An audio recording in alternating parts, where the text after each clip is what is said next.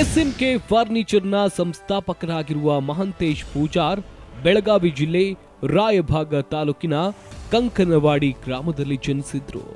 ಬಾಲ್ಯದಿಂದಲೇ ಏನಾದ್ರೂ ಸಾಧಿಸುವ ಛಲ ಹೊಂದಿದ್ದ ಅವರು ಮೊದಲು ಕಂಡಿದ್ದ ಕನಸು ಸರ್ಕಾರಿ ಅಧಿಕಾರಿ ಆಗ್ಬೇಕು ಅಂತ. ಆದ್ರೆ ಆ ಕನಸು ಕೈಗೂಡ್ಲಿಲ್ಲ.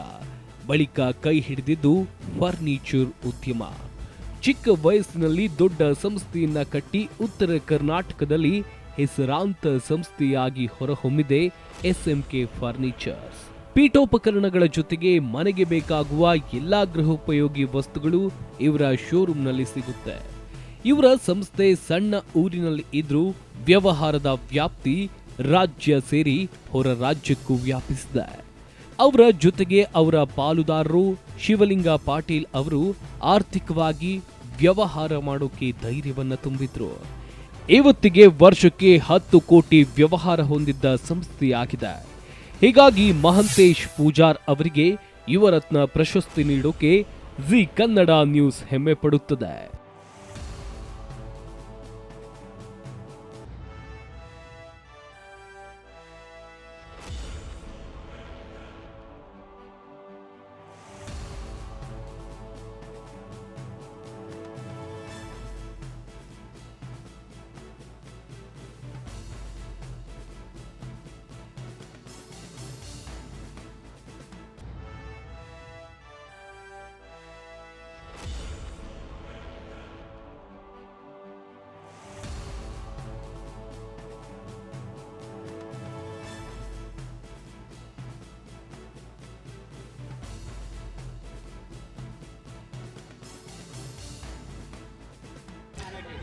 ಮೊದಲನೇದಾಗಿ ಜಿ ಕನ್ನಡ ನ್ಯೂಸ್ ಚಾನಲ್ಗೆ ನಮ್ಮನ್ನು ಗುರುತಿಸೋದಕ್ಕೆ ತುಂಬ ಧನ್ಯವಾದ ಅರ್ಪಿಸ್ತಾ ಇದ್ದೇನೆ.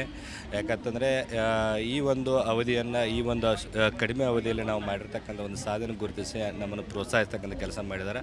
ಇನ್ನೂ ಒಂದು ಹೆಚ್ಚಿನ ಒಂದು ಜವಾಬ್ದಾರಿಯನ್ನು ನಮಗೆ ಕೊಟ್ಟಿದ್ದಾರಂತ ನಾವು ಭಾವಿಸ್ತಾ ಇದ್ದೀನಿ. ತುಂಬ ಖುಷಿಯಾಗುತ್ತೆ. ಜಿ ಕನ್ನಡ ನ್ಯೂಸ್ ಈಗ ನಿಮ್ಮ ಮನೆಯಲ್ಲೇ ನೋಡಿ. ಎಲ್ಲ ಕೇಬಲ್ಗಳಲ್ಲಿ ಈಗ ಲಭ್ಯ.